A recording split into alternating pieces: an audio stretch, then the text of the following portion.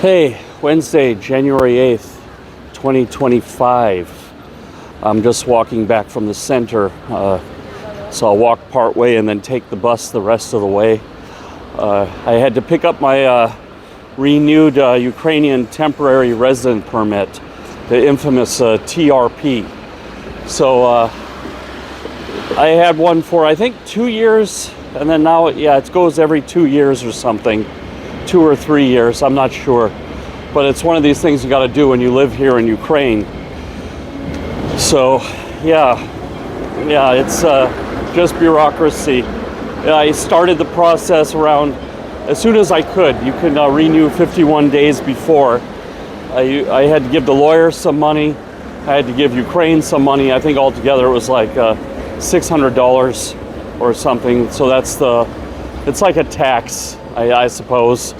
But the income tax here is between 5 and 6.5% as a freelancer. If you're self-employed. So you win some, you lose some, as they say. But I think you win big on the income tax savings, and then you got to give back a little to the bureaucracy. But that's how life goes. It's you definitely got to hire a lawyer for this process, because there's a lot of little nuances. It's Ukraine. Things are nuanced. Even things vary by one office from another where you go get this work done. And it really depends on the people. So what you're paying for with a lawyer is his contacts, connections, and ability to move things along. And of course the language. I don't speak Ukrainian. A lot of people ask me about this, but I'm of the belief the whole world should speak English. But maybe I'm just one of these old-fashioned Americans and stuff. But it's every time you learn a new language, you're not able to learn something else. Like for your job. Some skill that can get you ahead at work, or it takes time out of your fitness schedule. So I prioritize my work, my fitness, time with my daughter, time with my wife. I prioritize all these things ahead of having to sit down 1 hour per day, locking myself in a room and learning some vocabulary and language. I mean, you can manage without English. It's not easy. You got to know people. But you get to know people the longer time you spend here.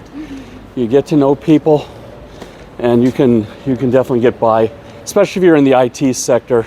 If you're in the IT sphere, it's loads easier to get by in English. But now what else we want to talk about? There's a lot of Trump news lately about Greenland and Canada and all this, but I don't know. I think that's just to get clicks and views. Probably there's something underneath it about the tariffs, that getting access for American goods. The more interesting news was that Trump got the Emir of Dubai to invest $20 billion in data centers into the U.S. Now the real question is, do we have the talent to work in those data centers? A lot of people are going to need to be trained and skilled up, but it's definitely going to, long term, this is good. Long term for America to bring the IT home is a good thing. So, I'm not, the January 20th is coming. Biden is going to his inauguration. There'll be a bunch of executive orders, but I don't know if we'll see any effect for a year or two, from the policy, to restart the oil drilling. And I think what else is going to, bringing the industry home, using the tariffs as motivation for the other countries to, bring their production to the U.S., so that way they can, because to say made in the U.S., you just have to do the last 2 steps of a production process in the U.S., but they have to still build a facility and employ people. So it's a start. And then eventually they'll, use U.S. supply chains, and that'll create jobs. But this is all it's definitely going to take more than 4 years. So hopefully the first 4 years go good. There's no recession or something from this changeover, and we can get J.D. Vance, for 8 years after that, and keep it going, because this is going to take 20 years to fix all the damage that was done to the U.S. economy. And Europe is even in worse shape. Europe doesn't have anything now. Europe doesn't have energy. They shut off all their nuclear power. So when I say Europe, I mean the Germans, because Germany is like most of Europe. All the other countries are just kind of tagging along. So there's no energy. There's no industry. All the European industry is actually not even going offshore because of Trump. It's because electricity is too expensive, especially in Germany, because of these windmills and solar cells. So a lot of the factories have left, for Asia, the US. And then the third thing is they don't have a military readiness. They have a military, and I mean, the training is pretty good, the equipment is good, but they're just not ready, and there's not enough ammunition, and they haven't built up. So Trump is definitely right on the 5%. The only way that the free world is going to survive is if they buy weapons. Peace comes at the end of a gun, not in the absence of it. I've been trying to tell that to like a lot of my Scandinavian friends who are still living in the land of rainbow and unicorns, while their country is like right next door to Russia. It can't all be put on America. I agree with Trump. I agree with the Republicans on this. The responsibility for Ukraine has to lie with Europe. But I mean, Zelensky said there can be no security without the U.S., and he's probably right. Europeans are too busy fighting among themselves, and they're being picked apart. It's just like I said, we were talking about this European culture. It's like as old as these buildings behind me. It's and it's worn out like those buildings behind me. It's served its purpose. It had its time, but the environment has changed, and now they got to evolve. Evolution is happening. It's just like the dinosaurs. They were thriving and they had a great culture. Everything was good. And then the meteor hit, blocked out the sun. They couldn't heat themselves in the morning, and they didn't have fat reserves, and they died, and the mammals took over, and here we are. Mammals, But now, the mammals are all branching off. So you have like American mammals, European mammals, Russian mammals, Chinese mammals, and we're all battling for dominance, just like back in the age of the dinosaurs. And now the environment changed, and what was once an advantage, being many small countries, all with their own language and coffee shops and little special dishes and national dresses, it's obsolete. It's time to pull together, having a super state that can counter the other super states. I mean, you have Iran, Russia, North Korea, and China all on one pole, and then neutral India. India is like 25% of the world's population, and they're playing this neutral card. But in essence, it's just like one of those wild cards. It becomes part of your deck. That they have India to buy the oil, they have India to supply steel, India to, basically buoy their economies, at least Russia's economy. I mean, China and India are fighting, but they're also trading. It's strange relationships. It's not black and white. So this is something that has to be considered. Now the next thing, this might be my last video in Ukraine. We're moving to Belgium. We're going to have a week in Warsaw next week, and then we're going to be in Brussels, Belgium for at least 6 months, maybe a year. I have an assignment over there, so a possible assignment, we'll see. I mean, we just need to get out for a little while and everything, and then I'm not sure, we may move to the US. My wife's visa is moving along faster than expected, so we actually have to even change the green card interview venue from Kiev to Brussels. So I hired an immigration lawyer, but I don't know if I really needed to. I think the process is much easier now. It looks like things are moving fast, but we'll see. We'll see. With U.S. system, you always gotta, it's like Ukraine, you gotta always hire a lawyer, for stuff. But yeah, we're looking forward to it. But I mean, it's from what I heard about Brussels, there's like 4 languages there spoken, and none of them are English. So we'll see. I mean, I suppose there's an international section, but we're a little bit older for that, you know, to hang out with a bunch of college grads who are partying all the time and happy to be in Europe or whatever, or happy to be in Brussels, and, you know, they're going to their little EU jobs during the day and then drinking all night. So we're probably gonna have to move into a quiet suburb, but we'll see. I have like an Airbnb there for 3 weeks, so we'll see how we can manage that. But yeah, moving is a process. My advice is make a list. You can hear we got the air alarms now. Yeah. Ironically, I still feel safer here in Ukraine than at least in America, and maybe even in Brussels. They have a lot of these immigrant gangs there. But you know, like I said, I'm going to be moving to the east side, northeast side of Brussels, you know, versus the west side. You know, but it's just going to be a different set of problems, I suppose.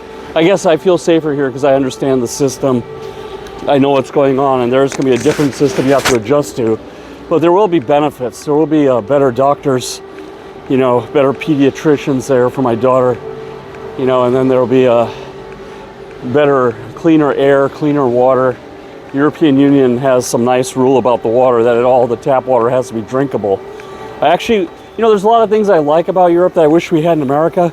Like these day-to-day practical things are good, but their bureaucracy and their mentality about keeping the past is crazy. But some of the ideas they have outside this energy, this windmill and solar cells, it's crazy, but it's not all bad. You know, like I said in my last video, I like the infrastructure. I like these, you know, the policies about clean water, clean air. This is the right track to be on. You know, how they get there, it's like that's the problem. But they have the right intentions, but as they say, the road to hell is paved with good intentions. So they probably need some more, they don't really have debate. It's like in Europe, if you're not a left-wing liberal and, you know, totally on board with that, and you have a different point of view, you're suddenly a fascist or a racist. They're quick to label you. They don't welcome discussion. Like in Trump's team, you're having discussion on the H-1B visa, and the Democrats are melting down that, oh yeah, they're having a civil war. No, that's just like people debate to get to an idea, and you see more of that on the right-wing side, that they're more tolerant to you know, opposing viewpoints. But the policy of the future is going to be something in the middle. You know, there's some good stuff on one side and good stuff on the other side, and it's got to be common sense, you know, but it's also got to be like sustainable. You know, if you go completely with the right wing, where the, you know, rich get richer and the poor get poorer, it's just going to motivate people to be corrupt and steal, you know. So, and if you have this system where they tax everybody and then just give to people who don't want to work, that's also going to create corruption, you know, and motivate and demotivate people and motivate them to do bad things. You know, so everything has to be gone through with a fine-tooth comb, one by one. You know, like in America, for example, they could change the zoning laws so we could get more, you know, buildings like this, you know, instead of McMansions everywhere, and be able to just walk everywhere just for small things, not to be beholden to a car. You know, this is something I really like about living in Europe, is this is freedom, just being able to walk around. You know, it's a nice thing. But I don't know, we'll see. I mean, I don't know if I'll get a chance to make any more videos, you know, because the moving is now kicked in. It was really a lot of stress. Like my wife needed we were also going to the UK, you know, making some visits to London. And my wife needed a UK tourist visa. And that process started on November 26th. It took like 2.5 weeks to get the appointment for biometrics on December 13th. And the visa is arriving today, December 8th, or January 8th. You know, so yeah, January 8th, 2025, it's arriving. Yeah, so it's I don't know, that's like almost 40 days. a 40-day process, you know, something like that, to just get a simple tourist visa. Now my daughter and I have US passports, and we were able to go online, use an app, and just register ourselves. I mean, you don't need a visa as an American to go to England, but you do need to like register in the system, and it's like an app, and it costs like 10 pounds, like $12 to do it. They didn't have that. That's something new this year. So you can't just walk in there with your passport. Yeah, so yeah, that's all set. You know, it's like a little bit yeah, and then yeah, we'll see how that goes. I mean, had to get an upgraded car seat for the baby. She's not a car person like me, you know. She doesn't like to be in the car for too long. So so I think this 6-hour trip is going to be a 12-hour one. Probably drive an hour, stop for an hour, drive an hour. We'll see. I mean, the road time is from Lviv to Warsaw, excluding the border wait, but the actual time the truck is moving is 6 hours. 6 hours and 10 minutes or so. And then I guess there's like usually an hour on the border, and then we're gonna have to make a series of stops. So yeah, it's probably like a 10 to 12 hour endeavor, you know, stop and eat somewhere. But we'll see. It's you can tell, you know, I'm recording live and raw emotions here, unedited, unfiltered, you know. So yeah, there's nothing to do with Trump, you know. The situation in Ukraine is what it's always been like for the past 2 or 3 years. I mean, most of the day-to-day life stuff still works here. Like this Nova Poshta works like FedEx, except it don't cost as much. You know, it's like overnight mail in Ukraine. It's working quite well. You know, most of these government offices are doing this stuff on time. Supermarkets are fully stocked. I mean, we do have the power cuts, you know, but I don't know if that's any different than like in America after a storm. You know, they get it when they get a power cut in America, they get it for like for 3 or 4 days. We get it for a few hours on and off, and they tell us, they give us a schedule of when it's going to be on and when it's going to be off. So it's hard to say.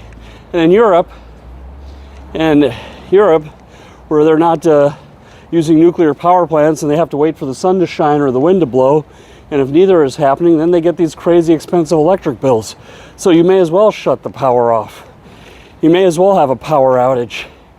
You know, maybe I'll bring the backup battery with me, you know, and save the electricity, and then when it's a high expense time, switch over to battery. But I doubt if the apartments there are wired for battery backup, you know, to charge a battery at night when the rates are lower, you know. So anyhow, that's all I got, and we'll see you later.